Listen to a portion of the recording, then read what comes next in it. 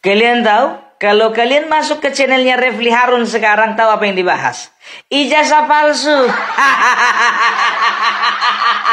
Orang udah bahasanya kemana-mana, asih aja ijazah palsu. Aduh, Refli Harun, kau nggak punya materi yang lain apa?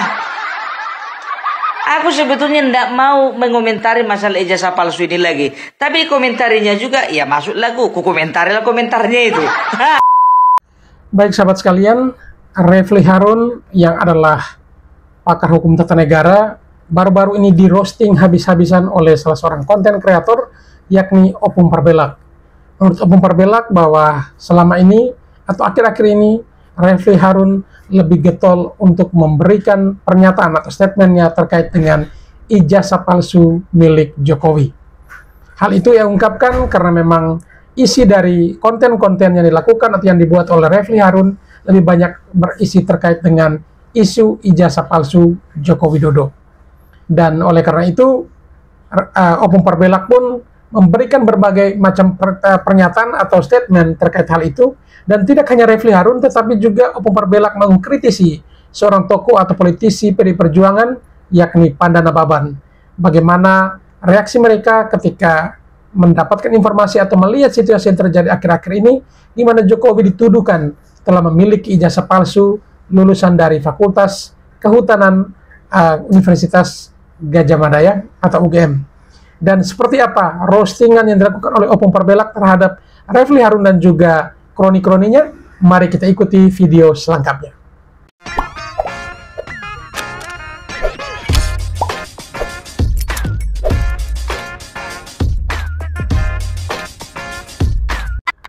Kalian tahu? Kalau kalian masuk ke channelnya Refli Harun sekarang, tahu apa yang dibahas? Ijazah palsu. Orang udah bahasanya kemana-mana, asih aja ijazah palsu. Aduh, Refli Harun, kau nggak punya materi yang lain apa? Aku sebetulnya tidak mau mengomentari masalah ijazah palsu ini lagi. Tapi komentarinya juga, ya masuk lagu. Ku komentari lah komentarnya itu. Diributinya lagi masalah ijazah palsu, ya kan? Udah jelas-jelas dekan, rektor sudah bersuara, dan juga alumni Bapak Joko Widodo sudah bersuara, dan sama-sama membawa ijazahnya itu biar tahu kalian. Aduh, dan tahu ndak kalian? Jujur aja aku bilang, Pandana Baban ikut bersuara.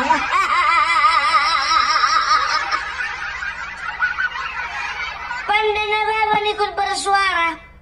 Orang PDIP. Aku lucunya begini ya, ngapain Pandana Baban ikut-ikutan bersuara, iya kan? Kalau misalnya Bapak Joko Widodo ya memang betul-betul ya menggunakan ijazah palsu ketika dia presiden, ketika dia gubernur, ketika dia wali kota. Nah semuanya itu yang mengusung siapa? Partai PDIP kan? Jadi yang paling berdosa di sini adalah Partai PDIP. Kan itu namanya menunjukkan kebodohan diri sendiri. Boleh kita bodoh, tapi jangan tunjukkan kepada orang lain gitu loh. Biar jangan nampak kita bodoh kali. Udahlah bodoh, kita tunjukkan kebodohan kita sama orang lain, itu namanya bodoh kali. Kalau bodoh itu jangan pakai kali lah. Bodohnya bi aja gitu loh. Udah jelas-jelas PDIP yang mengusung, mulai dari wali kota, gubernur. Wali kota 2 kali, gubernur sekali, presiden 2 kali. Kok sekarang malah mau mengusut masalah ijazah Bapak Jokowi? Dipertanyakan berarti kan? Mana tahu juga Ganjar Pranowo itu juga ijazahnya palsu. Puan Maharani mana tahu ijazahnya palsu. Coba cek dulu berapa kepala daerah dan juga berapa anggota dewan dari PDIP yang memang betul-betul ijazahnya palsu. Kan bodoh kan? Coba kan kalian bicara tentang kepala daerah, setelah itu anggota dewan, sedangkan presiden mereka bisa kecolongan. Kalau dituntut si Pandana Baban, yang dituntut juga mulai Bambang Tri kemarin, yang dituntut Gus Dur. Tunjukkan keaslian daripada ijazahnya Bapak Jokowi. Sekarang begini, urgensinya bagi Bapak Jokowi apa? Kepentingannya Bapak Joko Widodo menunjukkan sama kalian apa? Nggak ada untungnya. Sedangkan aku contohnya ya, jadi kepala desa, aku contohnya bersengketa lah orang ini semuanya sama aku, ya kan? Bermasalah lah orang ini sama aku, ya, mengenai masalah ijazahku. Aku nggak akan pernah tunjukkan itu aku jadi kepala desa, apalagi presiden. Justru ketika dia menunjukkan, ya, ini ijazah asliku, disitulah letak kalahnya wibawa Bapak Joko Widodo. Artinya apa? Karena tekanan-tekanan dari orang-orang bodoh, ya, mau Bapak Joko Widodo menunjukkan ijazahnya karena nggak ada urgensinya, kan begitu, ya. Jadi aku setuju, Pak, sampai kapanpun Pak sembunyikan ijazah Bapak. Kalaupun mereka harus mati, biar mereka mati penasaran. Kalau memang roh mereka nggak diterima bumi, biar roh mereka gentayangan. Ya, gentayangan roh mereka. Mana ijazahmu? Oh, ijazah palsu. Nongol di rumah Bapak Jokowi contohnya, ya kan? Gentayangan rohnya si Bambang Tri. Pak Jokowi, ijazahmu loh. Meninggal lagi Refli Harun contohnya, Pak Jokowi, ijazahmu tunjukkan kepada masyarakat. Pandana Baban, Pak Jokowi jangan lupa Karma Megawati.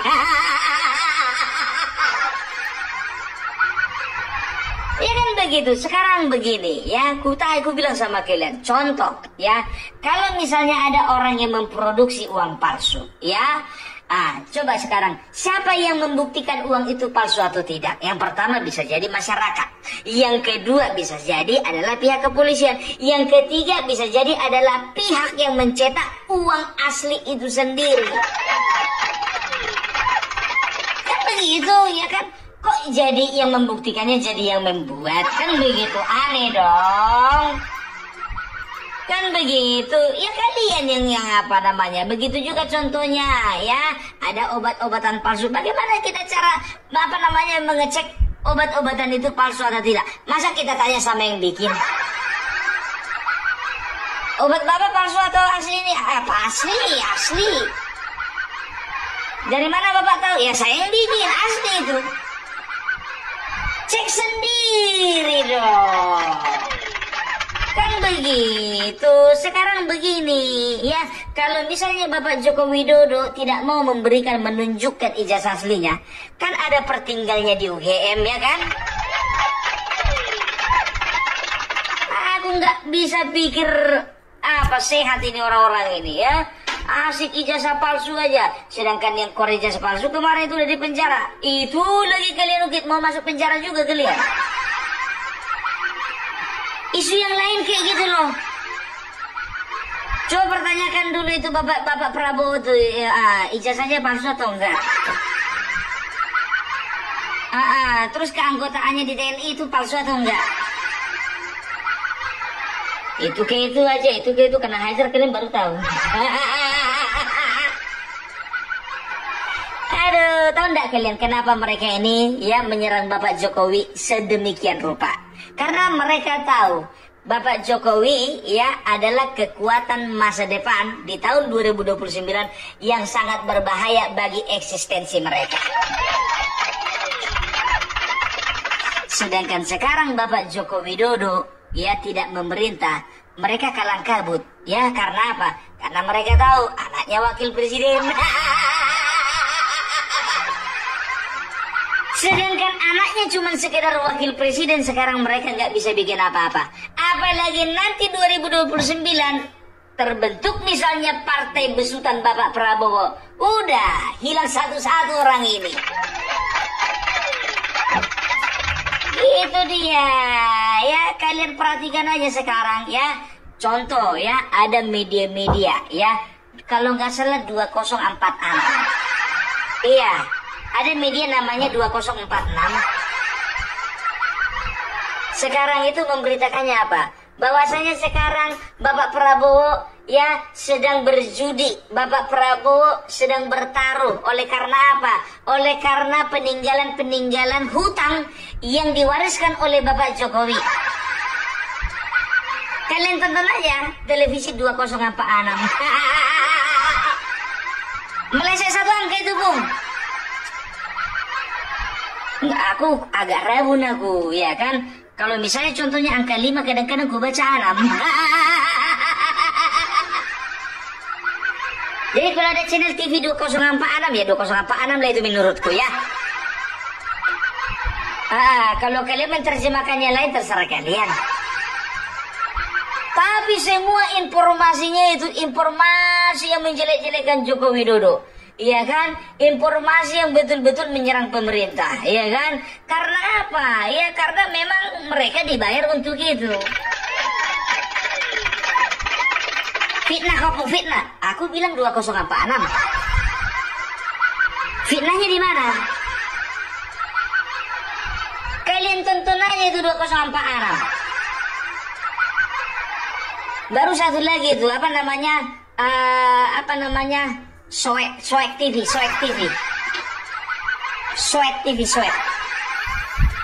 Soek atau Sewot? Oh, Sewot TV. Iya, Sewot TV begitu juga, ya. Dan juga ada satu lagi, apa namanya itu? TV apa ya satu lagi ya? Oh, iya. Apa namanya? Nyot TV. Sewot TV 2046, baru Nyot TV. Apa itu Nyot TV, Bung? Kalian periksa aja lah. Satu grup orang itu. Iya kan? Asik menyerang pemerintahan menyerang Bapak Prabowo dan juga Bapak Joko Widodo. Iya kan? Karena apa? Ya, karena mereka itu masih terima transferan dari yang itulah sebelah itu. Ya, tiga-tiganya ini media. Dan ada satu lagi biar tahu kalian, konten kreator juga ini biar tahu kalian. Alifu siapa ya? Alifu Bakta. Iya, Alifu Bakta. Yang ketawa-ketawa nggak jelas itu. Alifu Bakta, Sewot TV, Sewot TV, TV Sewot, baru TV 2046. Satu lagi Nyot TV. Ya, kemarin ini biar tahu kalian jujur aja, aku senang kali sama orang ini karena dia disirikan di dalam kan begitu ya. Tapi makin kesini ku tengok begitu Bapak Joko Widodo sudah bergeser haluan dari PDIP, makin kelihatan lah siapa yang bayar mereka.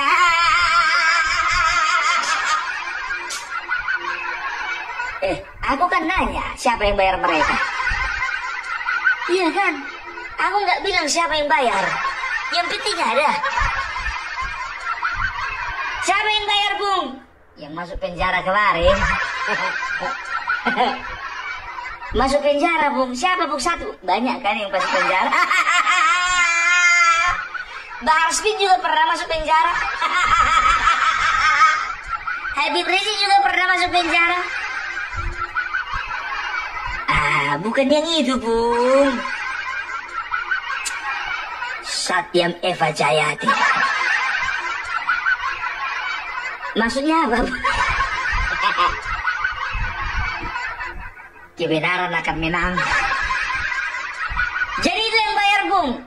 Yang mana? Banyak yang bilang Satyam Eva Jayati. Banyak juga yang ada tokoh-tokoh yang bilang kebenaran akan menang. Oh iya juga masuk akal ya, punya siapa itu, Bung? Setia Novanto. Itulah itu. Mungkin.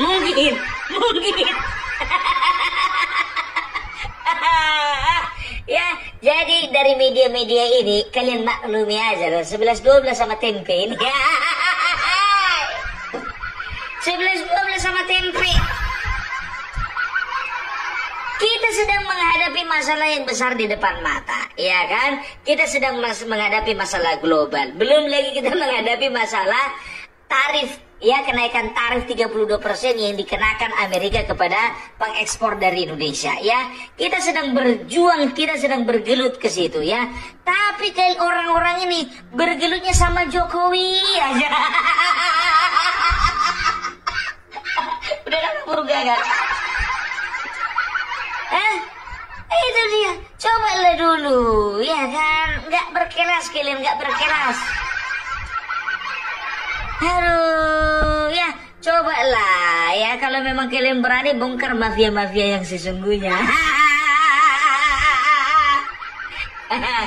Mana bisa Bung mafia teriak mafia? Memang mereka mafia, mafianya mendanai mereka. Masa sih? Sebutkanlah namanya apa gak mau? Ya, aku bilang apa tadi? Tempe kan? Gak ada yang lain-lain kan? Itu dia. Jadi sekarang gimana? Apa namanya? Tergantung kita sekarang. Kita sekarang mau mendukung pemerintah. Kita sama-sama doakan pemerintah. Kita sama-sama bergerak berjuang bersama pemerintah. Atau kita mau gabung sama mereka menyala-nyalakan pemerintah. Ya, perkara masalah hutang kalian tontonlah itu 2046. Lagi dibahas orang itu sekarang itu masalah warisan hutang ya yang diwariskan Bapak Joko Widodo kepada Bapak Prabowo. Nah sekarang Bapak Prabowo mewarisi hutang yang harus dilunasi kan begitu. Oleh karena itu Bapak Prabowo melakukan berbagai macam efisiensi. Kalau kau bilang memang harus dilakukan efisiensi. Kalau sempat Ganjar yang menang belum tentu. Kurasa dia nggak akan berpikir seperti Bapak Prabowo berpikir, malah nambah-nambahin hutang. Nambah-nambahin hutang. Apalagi Anies. Ya bukan cuma nambah-nambahin hutang, ya kan, kelebihan bayar.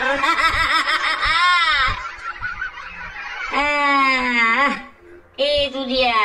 Ya, tapi memang bukannya bilang apa. Banyak pakar ekonomi mengatakan bahwasanya ya kemungkinan besar ini kalau seperti ini situasinya ya karena efek dari kenaikan tarif yang diberlakukan Donald Trump ya kita itu akan menghadapi resesi ya. Tapi kalau bicara tentang resesi saya rasa ya Opung Parbela kerasa juga banyak negara-negara bukan hanya Indonesia yang menghadapi resesi mulai tahun 98, setelah itu tahun 2002 atau 2004 ya, setelah itu beberapa tahun berikutnya lupa ke tahun berapa, 2007 atau 2008 ya kan. Ya bisa dikatakan Indonesia itu ya bangsa yang besar itu sudah pasti harus menghadapi gelombang yang besar. Ya itu dia, bagaimana cara menghadapi gelombang yang besar? Harus dengan kapal yang besar. Nahkodanya pun juga harus besar. Dan suara yang diperoleh pun juga harus besar.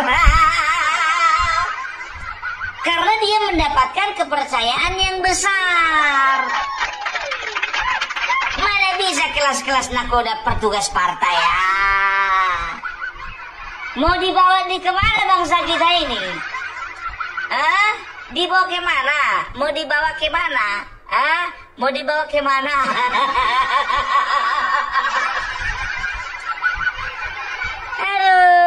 Aduh ya.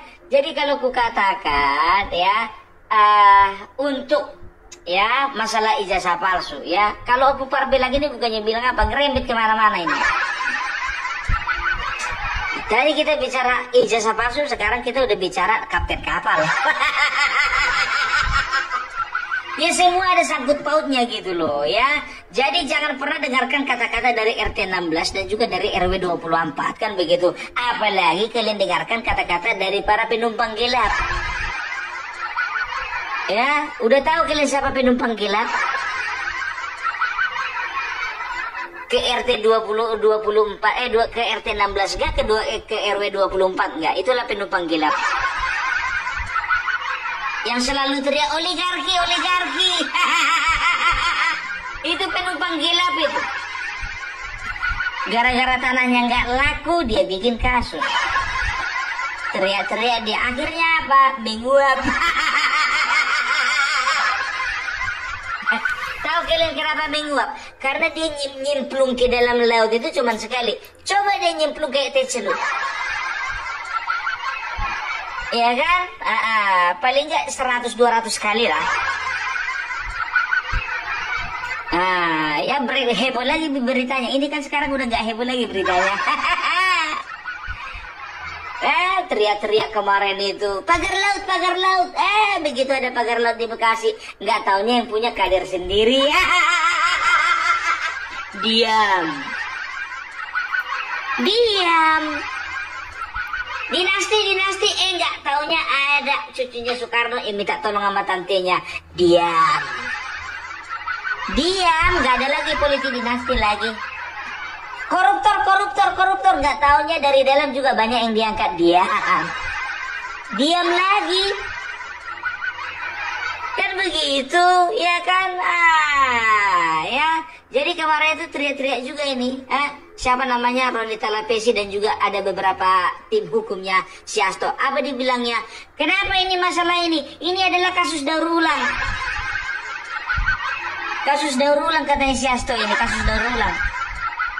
Sementara mereka juga menggunakan isu yang itu aja. Daur ulang lagi, ijazah palsu lagi. Nggak daur ulang namanya itu. Belum lagi dari kata-katanya yang itu. Saya kuliah tamat tahun 2002. Lalu saya periksa itu semuanya itu. Perhatikan kalian dulu satu-satu ijazahnya ini. Mau kayak mana pun juga kau membuktikannya itu, Rismon. Buktikan di pengadilan, kan begitu. Kau tuntut, biar masuk penjara lagi. Aduh, pusing kita gitu loh ya. Orang udah asik bicara bagaimana ketahanan pangan ya. Jadi itu dulu komentari, jangan ijazah palsu. Ketahanan pangan itu dulu komentari. Nggak pernah aku dengar yang namanya Refli Harun itu ngomong masalah ketahanan pangan. Nggak pernah, nggak ngerti dia. Coba bicarakan dulu bagaimana penanggulangan KKB yang ada di Pulau Papua. Nggak pernah bicara itu, karena apa? Nggak tahu dia.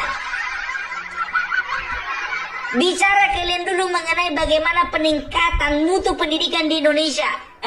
Nggak akan pernah bicara itu dia. Karena apa? Nggak tahu dia. Ya, banyak yang hal-hal lebih berguna mau kalian bahas. Ijazah palsu terus. Makanya gue bilang orang ini jujur aja gue bilang cuman konten doang. Refli Harun suka kalian mendaur ulang sampah, biar tahu kalian. Ya, kadang-kadang video ya video Bapak Jokowi waktu jadi gubernur dimasukkan sekarang ini. Video Bapak Jokowi dulu waktu jadi wali kota dimasukkan sekarang ini. Bapak Joko Widodo disorakin, katanya seolah-olah kayaknya sekarang kejadian itu sekarang ini. Sedangkan aku aja jujur aja ya kan, untuk untuk kan ada contoh ya, misalnya ada kejadian ya huru-hara, katakanlah demo mahasiswa ya, kan kalau misalnya ada orang-orang kan memanfaatkan situasi. Demo tahun 2000-nya dimasukkan gambarnya itu ke demo yang sekarang, biar seolah-olah dramatis kan begitu. Kalau Bung Parmelar nggak mau. Kalau memang demonya itu yang kutampilkan ini enggak kayak model Refli Harun. Coba kejadian dari tahun-tahun kemarin dibikin seolah-olah jadi kejadian tahun sekarang. Rocky Gerung pun begitu juga. Meleset orang ini sekarang ini ya. Sekarang tahu kalian Rocky Gerung bahasa apa sekarang? Rocky Gerung ya di channelnya Refli Harun sekarang sedang membahas ya Bapak apa dibilangnya, Prabowo marah ketika Jokowi buka open house di Kota Solo. Kalapan lapek kulut. Aku nggak makanya aku bilang orang-orang kayak gini kalau minta maaf lahir dan batin itu nggak bisa aku percaya. Gitu loh ya. Sekarang ijazah palsu lagi ya. Coba jangan dulu hal-hal yang kampungan. Komentari kalian dulu masalah tarif 32%, ya kan begitu. Jangan cuma komentar. Kalau memang jago kalian kasih solusi. Ngomong kalian besar, tata negara, ahli filsafat, ahli hukum, ahli ekonomi, ya. Coba cari dulu apa solusi yang terbaik yang bisa kita berikan kepada bangsa ini, kepada negara ini untuk bangkit dari keterpurukan kalau misalnya terjadi resesi. Nyampe nggak ke situ pikiran kalian? Kalapa, kampret, telur ayam, telur dadar, telur gajah. Perasa nggak kalian bahas itu karena apa? Nggak populer. Yang populer aja yang kalian bahas. Kalian itu bukan kelas YouTuber lagi. Kalian bilang kan kalian ahli tata negara, ahli hukum, ahli filsafat, ahli politik. Tapi yang kalian komentari yang negatif-negatif tanpa ada solusi. Yang mau kami tengok dari kalian itu boleh ya, boleh kalian patik apinya, ya kan? Setelah itu besar, carikan solusinya. Itu yang dibutuhkan bangsa ini. Ini nggak kalian ciptakan masalah, ya? Yang sebetulnya masalah itu tidak ada tadinya. Cuman gara-gara kalian jadi masalah itu semakin dipermasalahkan. Mampus. Bahasa apa itu? Apalagi pengamat-pengamat ini selalu memberi amatan yang sementara pengamatannya pun juga harus dia mata-mati oleh pengamatan orang lain. Sehingga kita harus bisa mengamati mana pengamat-pengamat yang lebih pintar dari pengamat-pengamat yang lainnya. Sehingga pengamatan mereka itu bisa kita amat-amati untuk menjadi pengamatan kita. Ya itulah namanya pengamat. Kalau bisa susah, ngapain dibikin mudah?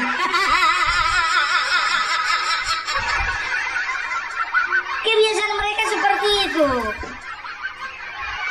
Jadi ini ijazah palsu. Kayak nggak ada kerjaan yang lain. Tapi itulah dia resiko orang nganggur. Selalu menciptakan kegiatan-kegiatan walaupun itu tidak produktif. Coba, sekarang aku tanya dulu sama kalian. Kalau Refli Harun membahas ijazah palsu, ya kan? Apakah dia jadi produktif? Kira-kira untungnya sama dia apa? Opung Parbelak bersama dengan teman-teman kreator lain yang satu frekuensi yang berusaha menangkal hoax, ya itu bukan nggak tanpa tujuan. Tujuannya apa? Untuk menangkal dan juga untuk mengcounter ya isu-isu hoax seperti yang dibikin orang-orang ini. Itu kamu nganggur pun enggak, aku kerja. Itu makanya nggak dari YouTube aku duluan mencari penghasilan, banyak duitku. Ya banyak, seribuan ada 500 lembar, 10.000-an ada 100 lembar, banyak kan begitu. Ada penghasilanku, tapi ya terpanggil oleh karena apa? Karena isu-isu miring seperti ini yang bisa merusak gitu loh, bisa menghasut ya. Tapi ya puji Tuhan, alhamdulillah ya. Jadi teman-teman yang menonton channelnya Opung Parbelak dan juga teman-teman yang sefrekuensi lainnya itu merasa terbantu karena apa? Ternyata mereka bisa mendapatkan pencerahan walaupun sedikit, ya kan begitu. Mendinglah daripada nonton mereka penggelapan yang ada. Bukan penggelapan, kegelapan. Nah, coba sekarang ku tantang dulu kalian ya, ku challenge dulu kalian. Ada nggak dari kalian semua berani kenaikan 32% ini ya? Sekarang coba ya, kasih dulu aku alasan untuk kalian menyalahkan Bapak Jokowi. Kalian kan begitu, apa aja masalah di bangsa ini selalu yang salah Bapak Jokowi. Begitu kan? Coba kasih dulu, tolong dulu sambung-sambungkan kalian dulu. Bikin kalian dulu ilmu cocokologi, kalian sambung-sambungkan dulu kebijakan Donald Trump dengan dengan kebijakan Bapak Jokowi. Loh, tapi kan Bapak Jokowi udah gak jadi presiden lagi. Nah itu makanya aku bilang, aku challenge orang ini kan paling pandai menghubung-hubungkan. Donald Trump yang bikin kebijakan yang disalahkan Jokowi. Ada-ada aja itu nanti hubung-hubungannya itu. Ada pun ya bahwasanya Donald Trump marah kepada Indonesia karena apa? Indonesia lewat Bapak Jokowi sudah merampas, ya, dalam tanda kutip merampas bisnis mereka yang ada di Indonesia. Contohnya Chevron, contohnya juga PT Freeport. Oleh karena itulah Bu, makanya Donald Trump marah. Kalau sempat Joko Widodo kemarin itu tidak merebut perusahaan mereka, ya, maka kita bisa pastikan bahwasanya Donald Trump tidak akan berbuat yang demikian. Ada aja hubungannya kan? Itu dia, semua dihubung-hubungkan. Padahal bukannya bilang apa, ya, apapun yang dilakukan Bapak Joko Widodo semata-mata 10 tahun, 9 tahun deh. Setahun lagi mana Bung? Ya setahun lagi kan dia berseteru dengan PDIP. Anda bercanda. Ya selama 10 tahun, 2 periode. Selama 10 tahun beliau itu memikirkan bagaimana supaya bangsa ini maju. Dan ya 1 tahun belakangan dia itu berusaha, ya, bagaimana caranya dan berpikir, ya, apa yang bisa kulegasikan kepada pemerintahan berikutnya.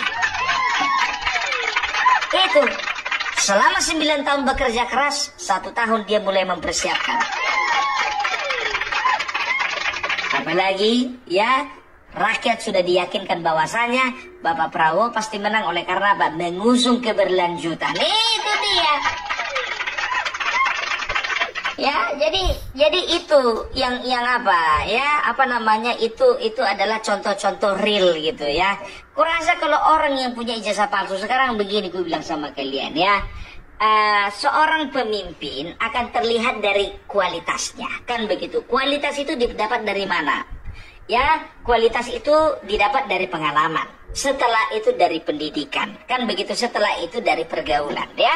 Tiga-tiganya ini harus dipunyai oleh seorang pemimpin besar, ya, pengalaman, pendidikan, pergaulan, kan begitu. Nah, Bapak Joko Widodo, ya, katakanlah dia punya pengalaman di bisnis kayu, ya, itu dia, ya.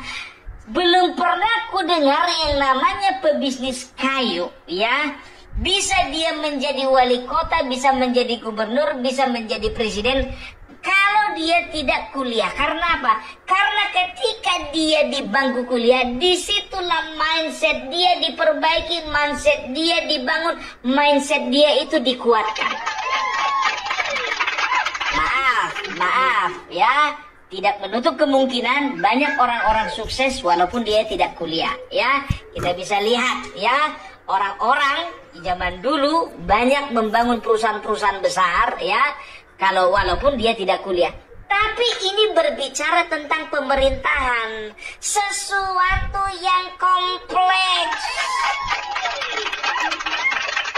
Seorang kepala daerah, seorang kepala negara, ya, dia itu harus memikirkan sektor pendidikan, sektor pariwisata, sektor tenaga kerja, sektor peternakan, sektor pertanian, sektor pariwisata, sektor teknologi dan lain sebagainya.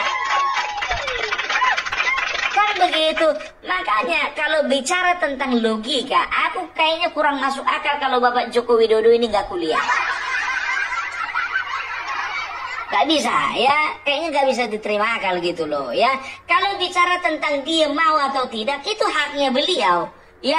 Udah ku bilang mau sampai mati kalian, ditanam kalian di Antartika sana, nggak akan dikeluarkannya ijazahnya, itu suka-suka dia.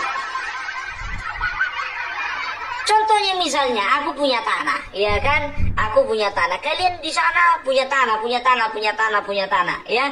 Aku di sini punya tanah, ya kan gitu. Kalian di sana nanam ubi, di sana nanam jengkol, di sana kalian itu katakanlah nanam kelapa, kan begitu. Di sini aku nanam durian montong, kan begitu. Yang hasilnya produksinya itu bisa berlipat-lipat ganda, kan begitu. Dan aku itu bisa dikatakan untuk 1 ton, untuk 1 hektar, aku itu bisa menghasilkan sebanyak kira-kira 400 sampai 600 juta. Kan begitu, itu sekali panen. Nah, kalian gara-gara yang tanam jengkol cuma bisa 1 hektar itu dapat 15 juta. Yang tanam cabai 1 hektar katakan dapatnya misalnya cuma 50 juta. Yang tanam kelapa 1 hektar dapatnya itu sekali panen cuma sekitar 45 juta. Iri kalian sama kebunku yang menghasilkan 400 juta. Mulailah kalian korek, tanah siapa sebetulnya itu? Jangan-jangan bukan tanah dia. Irilah kalian, dengan tujuan apa? Dengan tujuan mana tahu tanahku ini memang betul-betul tanah bukan tanahku, entah tanah sengketa atau tanah negara atau tanah ulayat. Ya kalian korek begitu. Nah sekarang ya aku punya megang sertifikat. Urusanku kan menunjukkan sama kalian atau enggak, kan enggak ada kepentinganku. Apa pentingnya aku menunjukkan suratku sama kalian? Karena aku tahu ya kan motivasi kalian itu busuk gitu loh ya. Nggak perlu, cukup ya. Kalau misalnya menangani kalian, jujur aja aku bilang dari 400 juta itu untungnya itu kurasa cukup, itu 20 juta itu untuk mengirim bodyguard untuk menantang kalian. Ya itu, ini kan berbicara harga diri ya. Bapak Jokowi tidak menunjukkan ya ijazah beliau itu bukan berbicara mau tidak mau, ini berbicara harga diri bos. Gitu loh, kalian uring-uringan karena apa? Kalian merasa kalian gak dihargai. Jorocos saja muncul kalian itu ijazah palsu. Kan begitu kan, kalau orang sakit hati sama kita, semakin gak kita tanggapi kan makin aneh dia, makin panas dia. Kayak gitulah perasaan kalian. Ulat bambu. Ya, jadi udahlah ya. Jadi kalau gue bilang sama kalian ya, hanya orang-orang kerdil ya, hanya orang-orang kerdil yang berpikiran kerdil. Dan juga hanya orang-orang kerdil yang menanggapi masalah-masalah kerdil. Maksudnya gimana, Pung ya? Ya, begini loh, begini. Bapak Joko Widodo itu kan pemimpin besar, kan begitu. Coba yang kalian komentari itu adalah langkah-langkah politiknya. Yang kalian komentari itu adalah berbahayanya Joko Widodo ya, ketika 2029 nanti beliau ini kembali lagi ke dunia perpolitikan. Itu yang harusnya kalian komentari, bukan ijazahnya.